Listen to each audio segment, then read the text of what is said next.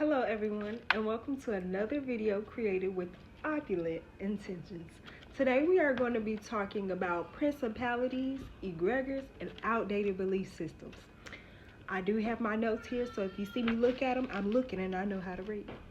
I do have children. I am a mother, so if you hear them, they are well taken care of. There are multiple adults upstairs, and I got a couple kids who can speak English. So they know how to come and tell me if there's something going on. All right, here we go. Have you ever stopped and wondered whether the thoughts in your mind were truly your own? What if some of the thoughts, fears, struggles, and habits you're carrying don't actually belong to you? What if you've unknowingly inherited belief systems, generational patterns of behavior, religious programming, or collective energies that are influencing your life every single day? Today we are going to talk about egregores, principalities, and outdated belief systems, and how these forces may affect us spiritually, mentally, and physically. Depending on your spiritual background, principalities are often understood as powerful spiritual forces that influence communities, cultures, institutions, and even entire nations. Rather than focusing on one individual, they can appear through collective patterns such as fear, division, hopelessness, greed, scarcity, or oppression. Do you know what an egregore is? If so, comment below. If not, you can learn something new every day. An egregore is often described as a collective thought form created when groups of people repeatedly invest thoughts, emotions, belief, attention, and energy into the same idea. The more attention something receives, the stronger it becomes. Think about family beliefs, cultural expectations, religious teachings, social media friends, and workplace cultures.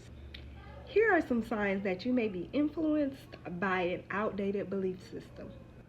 You may be operating under an inherited belief system if you find yourself saying things like, "That's just how my family is. This is just what we do. This is how I was raised. That's how things have always been." And sometimes these beliefs help us. Other times they become invisible cages that prevent growth. Think about that. Is there a certain familial pattern that you can recognize in your family? And is it currently assisting your family or leaving your family needing assistance? Think about it. Let me know below. I bet you're wondering how these influences affect us. Well, spiritually, they may disconnect us from our own intuition and authenticity. Mentally, they can create feelings such as guilt, anxiety, fear, and self-doubt. Emotionally, they can keep us trapped in cycles of shame, resentment, or hopelessness. Physically, chronic stress will attack any part of the body. It can affect our sleep, energy, focus, and overall well-being. Here's 3 questions you can ask yourself if you feel like you're dealing with an outdated belief system. Question number 1. Who taught me this? Ask yourself. When, where, how, who? 2. Is it helping me grow?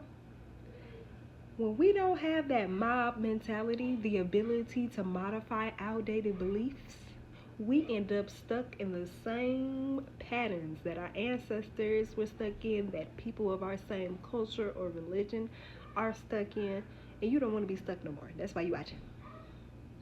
And number 3, would I still believe this if no one around me believed it? These questions often reveal inherited programming that has been mistaken for truth. Now you may be wondering, okay, I have this information, but what can I do with it? Here are some spiritual remedies and growth practices that I encourage you to participate in. Prayer. I don't care who you're talking to or how you're talking, that's up to you. You have your own free will, okay? But talk to a higher power, talk to ancestors who have your highest, best interest in mind, body, and spirit. Talk to God, who always is aligned with your highest good, with your highest self. Talk to your highest self, who's always aligned with your pure intentions. Meditation, You will never regret taking a moment of mindfulness in your life. Journaling, shadow work, spending time in nature, doing energetic cleansing, energetic rituals. You can seek wise counsel. There are many spiritual practitioners, mental health practitioners, psychologists, therapists whom you can speak to. I even offer venting sessions, and you can tell me if you want to hear my rebuttal, if you want me to say something, if you want me to give you a reading, if you're interested in receiving a card or receiving a message from me, or you could just say, shh. I don't want nobody to say nothing. I don't want no judgment. I just want to let this go. And we will release it. But you must intentionally replace limiting beliefs with empowering ones to help create change in your life. Instead of saying things like, I always struggle with money, start saying, I am learning healthier ways to build wealth. I have a whole video on just money affirmations alone. I encourage you to go watch that, because what come out your mouth is very powerful.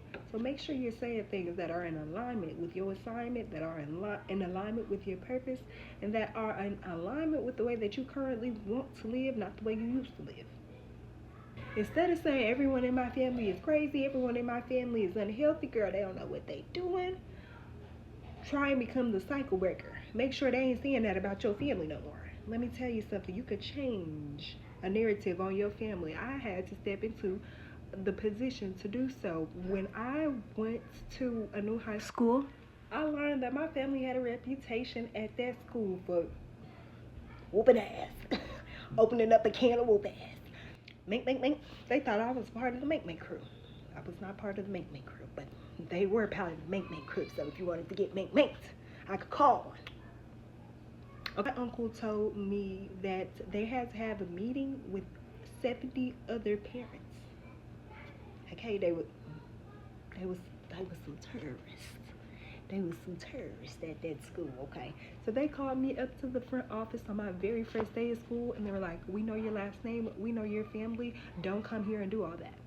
And I proved to them, not only am I going to be the one to come in here and show you that my family is a name in which we can uphold and we have values and morals. Baby, I was the first one to graduate at that school out of my whole family, and I had several family members at that school. Okay.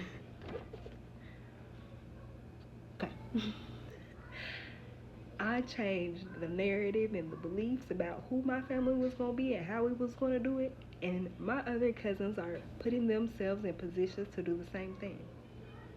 Not every battle is physical. Some battles are fought in the mind.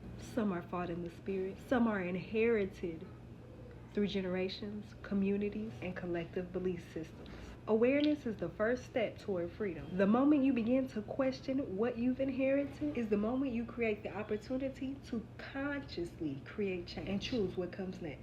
Before I leave, I want you to ask yourself, what is one belief you've had to unlearn in order to become the person that you are today? Let me know below. Comment, tell me how you like this video and if you learned something new. I hope to see you again on my next video. Don't forget to like, share, and subscribe. Thank you. Bye.